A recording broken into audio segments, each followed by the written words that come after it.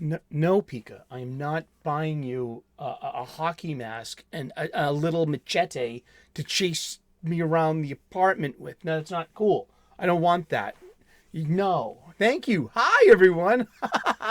How are you doing today? Welcome back. Once again, it's time for the 31 Days of Halloween, where we are doing, once again, our second annual 31 Days of Halloween, a horror movie a day throughout the month of October, leading up to the end of October, Halloween on the 31st.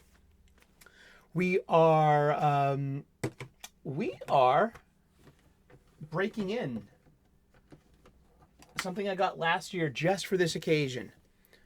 The Shout Factory Collection, Deluxe Edition, or should I say Scream Factory, which specializes in horror movies. All right, been practicing that in the mirror. Does it work? We have all 12 Friday the 13th movies, and it's a Shout Factory collection, so it's got so many special features, commentary tracks, and extras. I mean, I love Shout Factory. I mean, there's a pecking order. There's Criterion, and then Shout Factory is like right after that. And I'm not too familiar with other, specialty places. Like Kino Lorber. I heard they're pretty good too. I'm looking forward to checking them out eventually. But here it is. We are here in our third day of Halloween, and going down the list, starting off the month with the Friday the 13th movies. I grew up with these movies in 1980 when the first movie came out. In May 9th of 1980, I was 7 years old. My head was in the stars too, where Empire Strikes Back is coming out in just a couple of weeks after this movie. And yeah, I'm 7 going on 8. So for part 2, I'm 8 going on 9. For part 3, which releases on August 13th of 1982, I am 9 years old going on 10. I turned 10 years old on November the 19th. That's my birthday, November the 19th, right around Thanksgiving. So October, fall, this is like my favorite time of the year. And I did see this movie in the movie theater with 3D glasses. Things just sticking right in your face. Now check it out. You can play this film in 3D, but it brings up a prompt. We've detected that your current setup may not allow for 3D playback. A 3D Blu-ray player connected to a 3D TV is required to view this film in, you guessed it, 3D. You have the option to proceed with the 3D version of this film, but it may not display in 3D. And I got these. And I got these for comic books. So it might not even be the red blue 3D glasses like that you need for this kind of thing. It might be the polarized lens one. So yeah, we're not going to worry about that, but we will turn on the extras and we're going to look through them like the TV spots. We get the sound turned down. So, and there's also, I can pop this into my hard drive. My desktop hard drive has got a Blu-ray writer. And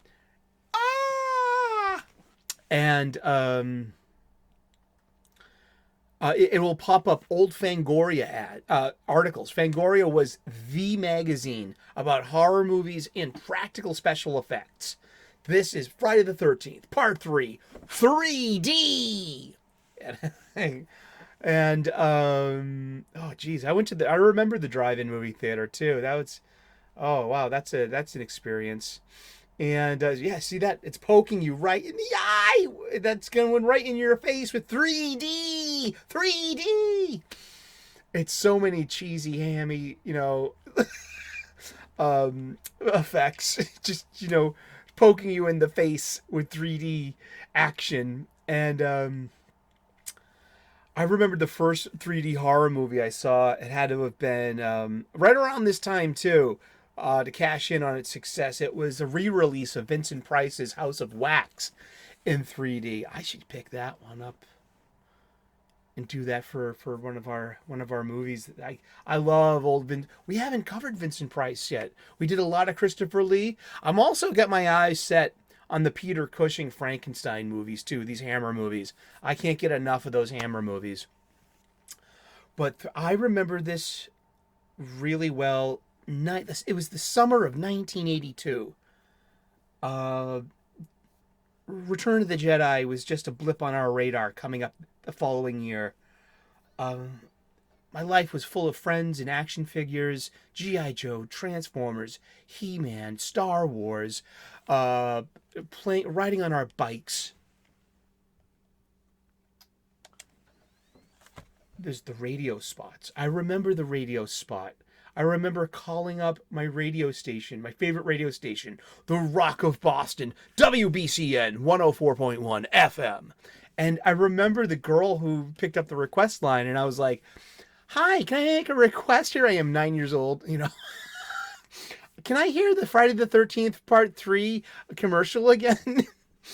And she's like, sure, but that'll just play regularly in the rotation. You don't have to request those. I'm like, okay, thank you. That's cute, huh? And I also had the movie novelization.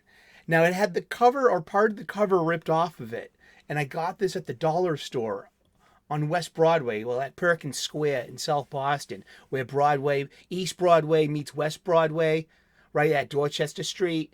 Schubert's, the magazine store was there, the bank was there, the supermarket was there, the Old Bay men's shop was there, and it was Sands. Sands was the dollar store. Yeah, and you can get these novels with part of the cover ripped off for $1. And I was a big reader back. Been a big reader all of my life. My mom's fault. Thank you, Mom. And I was a big Stephen King fan. I would eat up any Stephen King book she was reading. So I was already into horror by then and late night movies. And these late night movies is where horror movies would live, especially edited for television. So this was maybe like one of my first movies with T and A. That's right, tits and ass. Let's go to the theatrical trailer. And let's read from wikis, because that's what we do here. We like to read from wikis. Let's see. Friday the 13th, Part 3. It's a 1982 American slasher film directed by Steve Miner, who directed the previous installment, too, he did parts 2 and 3. And produced by Frank Mancuso Jr., who produced I think he produced 3 and 4. And I remember seeing his name in the credits for part 2 somewhere. He was one of the producers as well, but he was the main producer for 3 and 4 here. And let's see. Set directly after the events of the previous films, the plot follows a teenage girl and her friends who go on a trip to a house near Crystal Lake, where a wounded Jason Voorhees has taken refuge until re-emerging for another killing spree. So the movie's cold open. It begins with Jason dispatching a couple that own a convenience store, a corner store, a bodega, And it's the first movie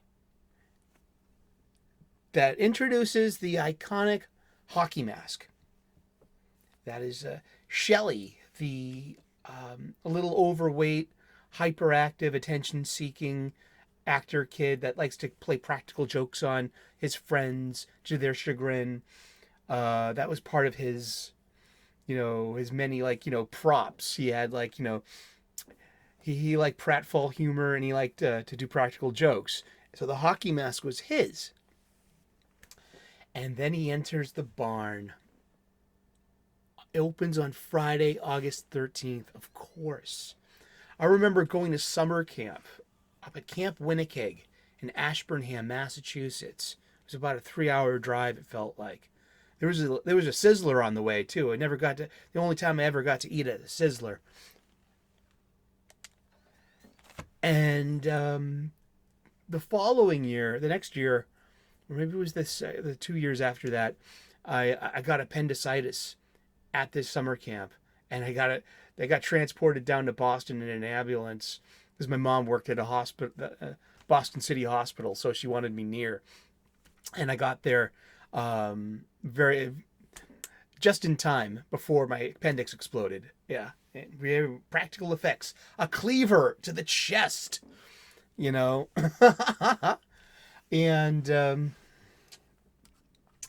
the film marks the first appearance of Jason's signature hockey mask, which has since become a trademark of both the character and the franchise. There's Jason without his mask, and he's lost his hair since and the days between. Then it's the days in the movie in universe. I mean, it just happened. Ginny survives her encounter with Jason. Jason drags himself away, and this was like immediately after part 2. And the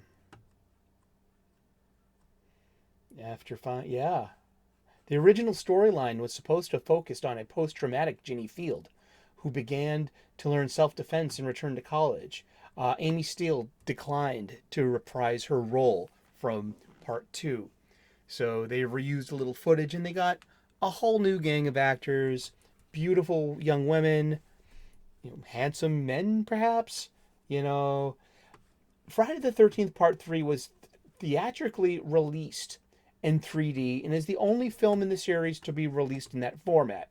And it was, it's a gimmick, and it's about it, The film was intended to end the series as a trilogy. However, unlike many of its successors, the film did not include anything in its title to indicate it as such. The next film does, ironically, because it's not the final chapter. We'll be covering that movie tomorrow. Part 4, the final chapter. Don't worry about that. We're getting to that one. We're getting to all of them. Especially part 5, A New Beginning, which was kind of... They're not smart movies. They're not made to be smart movies. They're not... it just gets dumb and dumber at a certain point. I think after this point. But the film was theatrically released on August 13th, grossing... it was a shot for a $2.2 million budget and got $36.7 million at the box office. It was the first film to remove E.T., the extraterrestrial, from the #1 box office spot and became the second highest grossing horror film of 1982, right behind Poltergeist. Poltergeist, which scared an entire generation of children off of clowns. Why are clowns scary? Why is colorophobia a real thing with Generation Xers? You got to put the blame on Poltergeist. I watched that movie over and over again. It was on cable TV, on HBO, on like this endless cycle of reruns. The guy picking his face in the mirror. Oh gosh, and the clown. Make it stop. It had the third most attendance of the Friday the 13th franchise, with approximately 11,762,400 tickets sold. A direct sequel, Friday the 13th, The Final Chapter, was released 2 years later, in 1984. This is true, because I saw that one at the movie theater too. And I think And part 5, well, we'll talk about that one in a couple of days.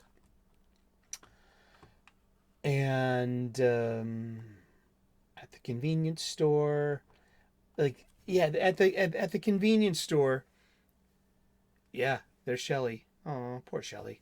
Poor everyone. Poor Vera, who got stuck with Shelly on a date, didn't like him, and she should have listened to her mother. Vera's not going anywhere. She should have listened to her mother. I just love practical special effects. How much time and effort and handiwork goes into practical special effects. And then we are in the age of the CGI and the insistence that it's somewhat superior to the hammy, cheesy looking practical effects. And I say nay. I think CGI has its place. We'll talk about that right at the end of the month when we cover Midsummer, because Midsummer has this one. It was made in 2019, but it has a great blend of practical effects and CGI, and it's to its success. I think it's a great movie. But practical effects and just they're labor intensive. That's time consuming, and sometimes the end result on the big screen looks a little cheesy. We gotta admit that, sure. But in the end, practical effects look great, even in hindsight. I mean, it's something about light. This is real light. This is real light on a real object. On a CGI film, it's virtual light, virtual photons. Yeah, those are the 3D glasses that came with for your experience. Wow, I remember that. So it was not the red blue at all. Yeah, it was the polarized one. And yeah, I just remember the book and reading the book at summer camp. And I'm going to summer camp about a movie, reading a book about a horror movie that happens at a summer camp. Yeah, my mother was right to worry about, he's going to be a sicko reading these horror movies. I used to write short stories too, and just like, oh my gosh, and my therapist must have had a field day with that as a kid. Oh boy. And yeah, so there's Chuck and Chili. They're like a Cheech and Chong. There's dope smokers. There's Debbie, who's pregnant. Now, they mention this in Act 1, and they never pick up on this again. So Jason actually kills a pregnant girl. So Debbie and Andy in the hammock. And Andy upside down. Andy likes set up and payoff. Here we have Andy being a goof, and he's walking on his hands, doing a handstand. What's Jason going to do? What do you think? He takes that machete and just go! Right, splits him down the middle, and then there's Shelly, and they brought a date for him, Vera, and then there's Rick, and there's Chris. Chris is the heroine. Remember, it's always the sole survivor's usually always a lady, a girl, and that's been going on. I think did that start in Halloween, or maybe I haven't even, to be honest, I haven't seen the original 1974 Texas Chainsaw Massacre in my adult life. I don't remember it at all the story beats. So it could have started there. I don't know. I might have to just pick that up and watch it and add it to the pile. It's actually, I checked it out. It's on Amazon Prime, free with ads, but also I can rent it for $2.99. I don't have to buy everything on physical media. I just simply adore physical media. I love DVDs and Blu-rays. I love having shelves of movies. It's my thing, And so we might just do we just might do that one because I need to watch that. It's pretty horrific. I mean, I remember seeing the meat hook and being grossed out by that. This such utter helplessness and hopelessness with that visual. But it's, at least it's not an Eli Roth movie or one of those Saw movies. I mean, I can't do those ones, man. Just no, leave me out of that one. Saw 10's playing, but like the 3D glasses, they're giving out barf bags. Saw 10 on them. You might need this barf bag. I heard a woman passed out during Saw 10 and had to stop the movie and call the ambulance and everything. Call the doctor. Wow. And then there is a bike gang of Ali, Fox, and Loco that get into a trouble with Shelly and Vera at the convenience store, and they come to the house to to get some payback. But guess what? Jason gets them instead. And that's Chili and Chuck, the stoners. And I get fond memories of this movie. Is it good? Is this movie any good? Well, there is the decline in quality in a way. I mean, you can't say it's as well shot as 1 and 2 because everything's about the 3D gimmick. And are the special effects better? No, the special effects are pretty much on par, and maybe just even a little better than part 2.